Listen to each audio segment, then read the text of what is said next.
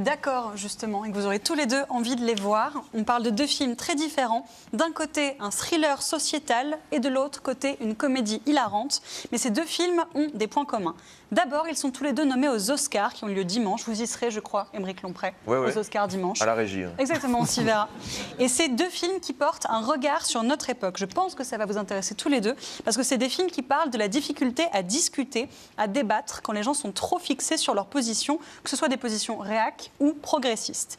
On commence par un film allemand qui s'appelle La salle des profs. Il sort demain dans les salles françaises. Et en Allemagne, ça a été un petit phénomène, côté nombre d'entrées et côté critique. Il a reçu 5 prix qui sont l'équivalent des Césars allemands. Et pour finir, une nomination à l'Oscar du meilleur film étranger, dimanche donc.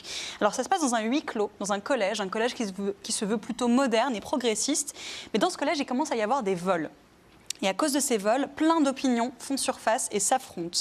D'un côté, ça met à jour pas mal de réflexes racistes. De l'autre côté, il y a des gens qui seraient prêts à cacher la vérité si elle devait donner raison à ces racistes-là.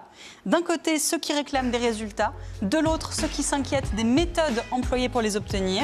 Dans tout ça, une nouvelle prof, nouvellement arrivée, décide de mener l'enquête. Et ce qu'elle découvre va déclencher des réactions en chaîne et mettre tout l'établissement en crise, ou comment les meilleures intentions peuvent avoir parfois les pires des conséquences. Et ce qui est intéressant, c'est qu'en utilisant ce lieu du collège, en fait, ça fait écho avec la société entière. Si tu regardes un collège, c'est comme une mini-société pleine d'élèves différents. La salle des profs, c'est un peu les arcanes du pouvoir. La cour de récré, c'est l'opinion publique. Et il y a même dans le film un journal du lycée qui sert à tenir un propos sur les médias en général.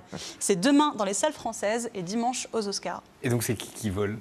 Je ne peux pas te le dire pour des raisons évidentes.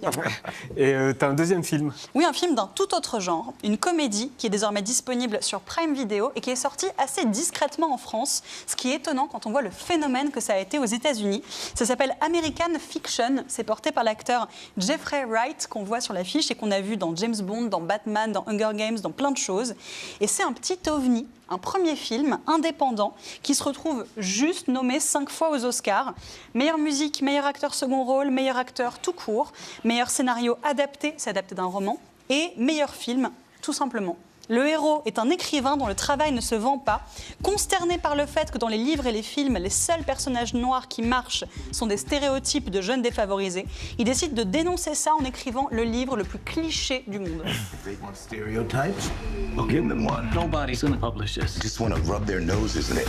We love it. What? It is very, Black? Yes, that's it. I'm happy you said it and not me. C'est un best-seller, Hollywood veut l'adapter et lui se fait dépasser complètement par ses mensonges et par sa fausse identité de gangster dangereux illettré. Is this based on your actual life? Yeah, you think some bitch-ass college boy can come up with that shit? No, I don't.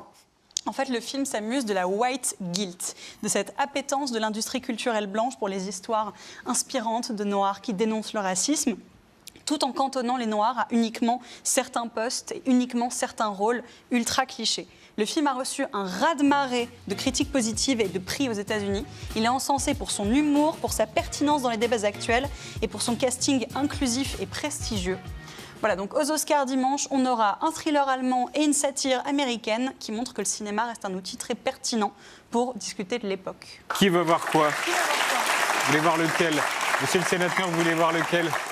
J'ai vu que les images du deuxième, donc évidemment, on a tout de suite envie d'aller voir. Non, on a vu le premier aussi. Alors je pense le vol dans le collège, on ne sait pas qui c'est qui vole. On ne sait pas qui c'est qui vole. D'accord, mais en tout cas, c'est le deuxième qui m'a...